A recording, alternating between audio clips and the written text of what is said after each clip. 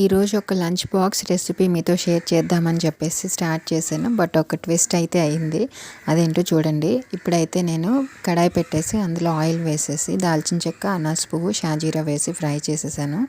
అందులోనే పచ్చిమిర్చి, ఉల్లిపాయలు, తర్వాత కరివేపాకు వేసి ఫ్రై చేశాక స్వీట్ కార్న్ తీసుకోండి. అండ్ దెన్ టొమాటోస్ ఇవి వేసి ఒకసారి ఫ్రై చేసేసుకోవాలి.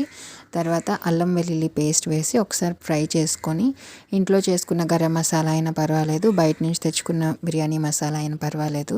సో కొంచెమే వేయండి. సో పిల్లల కోసం చేస్తున్నాను ఇది నేను లంచ్ బాక్స్. సో అన్నీ కూడా తగ్గించాను అనమాట. అండ్ ఇక్కడ వచ్చేసి బియ్యం వేసి ఒకసారి ఫ్రై అవనండి ఒక 1 to 2 minutes. తర్వాత కొత్తిమీర అండ్ సాల్ట్ వేసుకోండి. ఇక్కడైతే నేను క్రిస్టల్ సాల్ట్ వేసుకున్నాను.